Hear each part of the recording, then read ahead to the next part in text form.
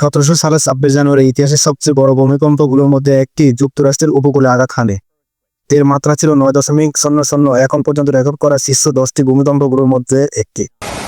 এই ভূমিকম্পের ফলে এক বিশাল সুনামির সৃষ্টি হয় এবং দক্ষিণ কলম্বিয়া থেকে ক্যালিফোর্নিয়া পর্যন্ত উপরেখা চিরতরে বদলে দেয়। তখন এলাকাটি খুব বেশি জনবহুল ছিল না। বিজ্ঞানীরা পুরনো রেকর্ড, গাছের আংটি এবং এমনকি জাপানের কিছু ইতিহাস দেখে ঠিক কি হয়েছিল তা ঠিক করতে পেরেছিলেন। ভূমিকম্পের একই দিনে জাপানের পূর্ব উপকূলে একটি বিশাল সুনামি আঘাত হানে। পরের দিন দুটি ঘটনাকে সংযুক্ত করেনি ওই সময়ে। ১৯৮০ এবং ৯০ দশকে গবেষকরা বুঝতে পারেন যে জাপানের প্রশান্ত মহাসাগরীয় উত্তর পশ্চিমাঞ্চলে ভূমিকম্পের কারণেই হয়েছিল এই বিশাল সুনামি।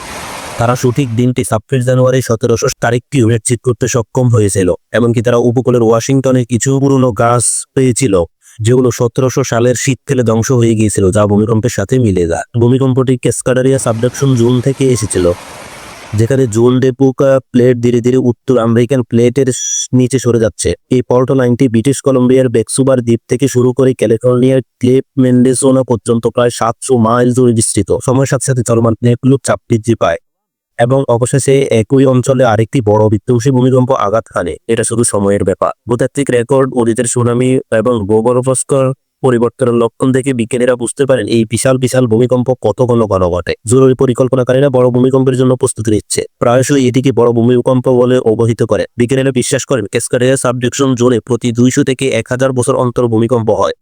আর যেহেতু সেটির বড়টি হয়েছিল ৩০০ বছরেরও বেশি সময় আগে, তাই প্রশান্ত মহাসাগরের উত্তর পশ্চিমে অবশ্যই আরেকটি বড় ভূমিকম্প হবে বলে ধারণা করা হচ্ছে। যখন এটি ঘটবে তখন ১৭০০ সালের ভূমিকম্পের মতোই বড় হবে বলে ধারণা করা হচ্ছে, কিন্তু এবার এটি ১.৫ কোটি মানুষকে প্রভাবিত করবে। ধ্বংসযজ্ঞ হবে তীব্র, ভবন ধসে পড়বে, রাস্তাঘাট ও রানওয়ে পাটল ঝরবে এবং সেতু ভেঙে পড়বে। এলাকার ভিতরে এবং বাইরে যোগ বিচ্ছিন্ন হয়ে যাবে। কিন্তু সবচেয়ে খারাপ দিক হলো ভূমিকম্পের কারণে এক বিশাল সুনামির সৃষ্টি হবে, যা ১০ মিনিটের মধ্যে ওয়াশিংটন উপকূলের কিছু অংশ আঘাত হানতে পারে। এটি এমন একটি ধ্বংসযজ্ঞ সৃষ্টি করবে যা অবর্ণনীয়। ক্যাসকাডেরিয়া সাবডাকশন জোন ভেঙে যাবে। যখন এটি ঘটবে তখন হবে আমেরিকার জন্য সবচেয়ে বিপর্যস্ত সময়। হারিকেন ক্যাটরিনা বা সুপারস্টর্ম স্যান্ডির চেয়েও খারাপ। এটি দক্ষিণ কলম্বিয়া থেকে অরওয়েল হয়ে উত্তর ক্যালিফোর্নিয়া পর্যন্ত বিস্তৃত একটি বিশাল অঞ্চলকে প্রভাবিত করবে। এর অর্থ লক্ষ লক্ষ মানুষ ক্ষতিগ্রস্ত হবে। পেরচাদ ও মেসেস লেকের গ্ল্যান্ড কাউন্টি আন্তর্জাতিক বিমানবন্দর ব্যাক আপ স্টেজিং এরিয়া হিসাবে বিবেচনা করা হচ্ছে। এখানে মেসেস লেকের প্লেন কাউন্টি আন্তর্জাতিক বিমানবন্দর প্রধান। তারা প্রাথমিক ভূমিকম্প ও সুনামি থেকে বেঁচে যাবে। তাদের জন্য পরবর্তী পরিস্থিতি আরও বিপর্যস্ত হতে পারে।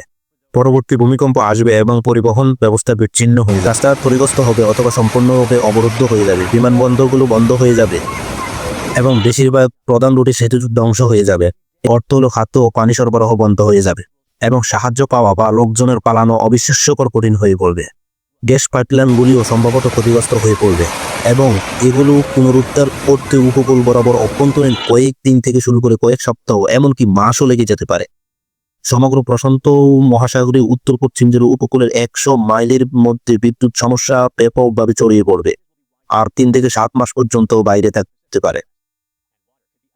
এমনকি প্রশান্ত মহাসাগরীয় উত্তর পশ্চিম আলাস্কা এবং এমনকি পূর্ব কিছু অংশ ২ থেকে ৩ মাস পর্যন্ত টেলিযোগাযোগ বন্ধ থাকতে পারে।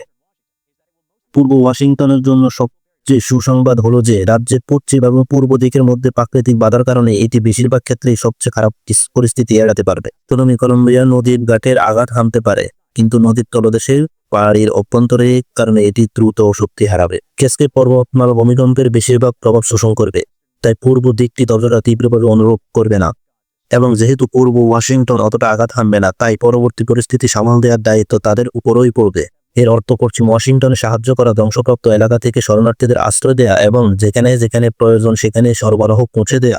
বিজ্ঞানীরা অন্যান্য ভূমিকম্প যেমন ৮.০ থেকে ৯.০ মাত্রার ভূমিকম্পের দিকে নজর দিয়েছেন, যেমন ১৯৬০ সালের চিলিতে, ১৯৬৪ সালের আলাস্কায়, ২০০৪ সালে ইন্দোনেশিয়ার সুমাত্রা উপকূলে এবং ২০১১ সালে জাপানে। এই ধরনের ভূমিকম্প ৬ থেকে ১০ মিনিটের মধ্যে যে কোনো সময় মাটি কাঁপাতে পারে, আর মাটি কাঁপাতে অনেক সময় লাগে। এই ধরনের ভূমিকম্পগুলো অত্যন্ত তীব্র হয় কারণ এগুলো পৃথিবীর পৃষ্ঠের কাছাকাছি ঘটে। সুতরাং এটি কেবল দ্রুত ঝাঁকুনি নয়, এটি একটি দীর্ঘ শক্তিশালী ঝাঁকুনি যা অনেক ক্ষতি করতে পারে। যদি আগামীকাল ক্যাসকাডিয়ারে ভূমিকম্প এবং সুনামি আঘাত হানে তাহলে 13,800 জনের বেশি মানুষ প্রাণ হারাতে পারে এবং 1,07,000 মানুষের বেশি হতাহত হতে পারে। ওয়াশিংটন, অরোয়ে এবং ক্যালিফোর্নিয়ার অর্থনৈতিক ক্ষতির পরিমাণ 70 মিলিয়ন ছাড়িয়ে যেতে পারে। এই বিষয়টির পরিপ্রেক্ষিতে এই সংখ্যাগুলোকে অন্য কিছু বড় ভূমিকম্পের সাথে তুলনা করতে পারে।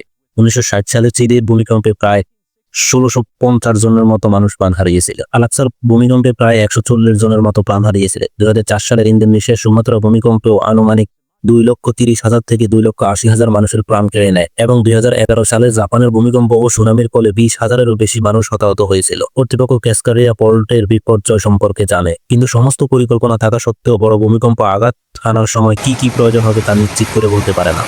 ভূমিকম্প ও সুনামির পরপরই তাৎক্ষণিক দুর্যোগ এলাকায় পৌঁছাতে পারে না, তাই খুব বেশি সাহায্য করতেও সক্ষম হয় না, কারণ রাস্তাঘাট ও বিমানবন্দর ধ্বংস হয়ে যায় এবং সম্পদ সীমিত হয়ে যায়। এই ধরনের দুর্যোগ এবং এর প্রভাব আমরা কিভাবে মোকাবিলা করতে পারি? আমাদের কাছে এখনো সব উত্তর নেই। আসল ক্যাসকাডিয়া সাবডাকশন জোনের উপর আমরা মনোযোগ দিই। এটি একটি বিশাল ফল্ট লাইন যা ভ্যানকুভার দ্বীপ থেকে ক্যালিফোর্নিয়ার কেপ মেনিসিনো পর্যন্ত প্রায় 620 মিটার বিস্তৃত, যা উপকূল থেকে প্রায় 93 মাইল দূরে অবস্থিত। এটা যেন একটা টেকটনিক প্লেট ধীরে ধীরে অন্যটার নিচের প্লেটগুলোর পৃষ্ঠের কাছাকাছি থেকে প্রায় 18 মাইল বা তার কম বেশি গভীর পর্যন্ত ঘর্ষণের কারণে তারা আটকে যায়।